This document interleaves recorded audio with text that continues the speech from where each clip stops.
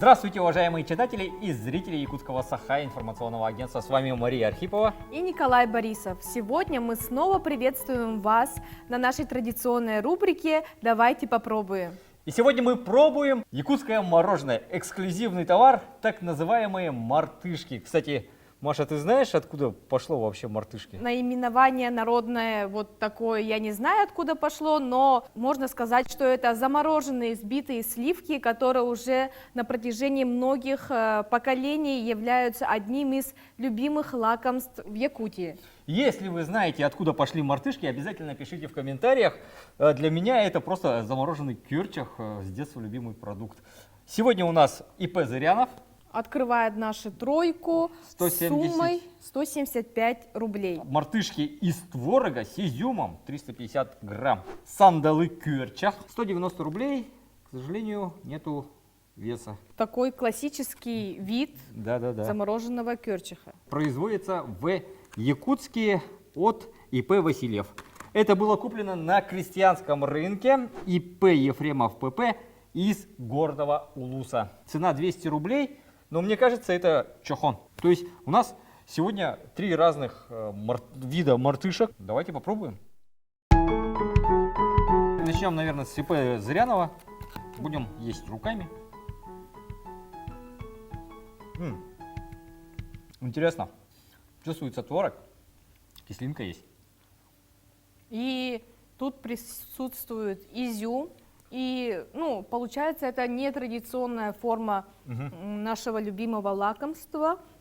Но прикольно. Похоже, очень такой инновационный подход, можно так сказать.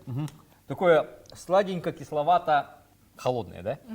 Что-то подобное продавалось, творожки, по-моему, было. Похоже на сырок. Да, Похоже на сырок. То есть он холодный и сладкий. Так, продолжаем. Традиционный. Как в деревне у бабушки. О, это оно. Ну вот уже у нас традиционный состав. Полностью, получается, тут даже написано сливки, сахар, брусника. То есть ничего лишнего, все местное. Главное, очень вкусное. Прям как бабушка делала. Итак, производитель из Горного Улуса. Совсем другое. Тает во рту. Это не похоже на мартышки. Тут больше акцент вот реально похож на такой чохон, но с концентрацией полегче.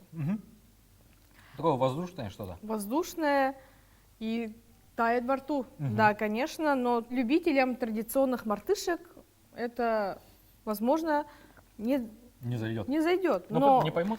Почему бы и не попробовать, да? Да, для эксперимента. Да, интересно. Итак, зовем наших народных экспертов, которые не будут знать, кто где производитель, попробуют, выставят свои оценки и скажут свое резюме.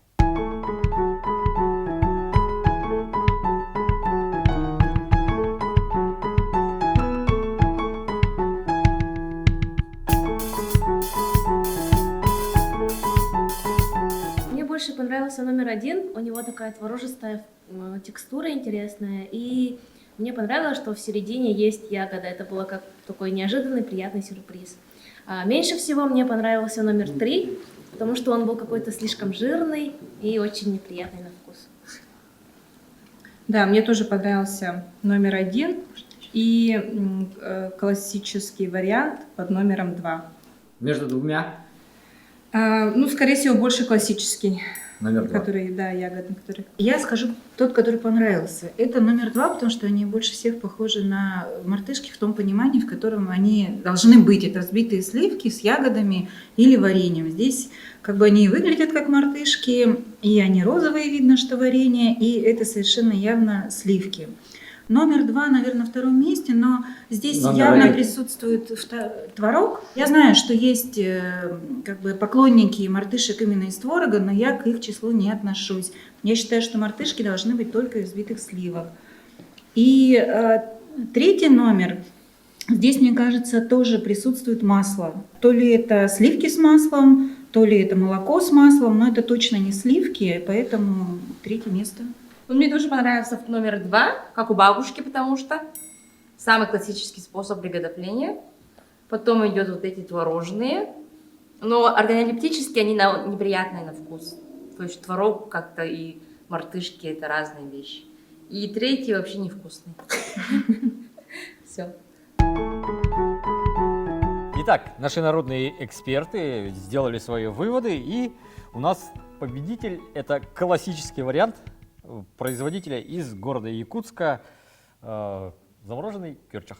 Но стоит учесть то, что у каждого продукта может быть свои любители. Например, мне больше понравились мартышки из творога и изюма от ИП Зырянова. Очень, да, интересный вкус. Интересный вкус. Это, конечно, возможно, и не мартышки на самом деле, это замороженный сырок, но тем не менее всегда мы можем развивать наши рецепты, наши продукты и делать из них еще больше, чтобы находить своего покупателя. Ну и чохон, как мы и предсказывали, он как-то не зашел нашим народным экспертам. Наверное, потому что рано, да, однако, может, найдет своего любителя, тоже интересный продукт, в нем есть своя изюминка, который может, не знаю, детям понравиться. Смотрите нашу рубрику, следите за нашими новостями и встретимся в следующем выпуске нашей традиционной передачи. Давайте попробуем. Попробуем.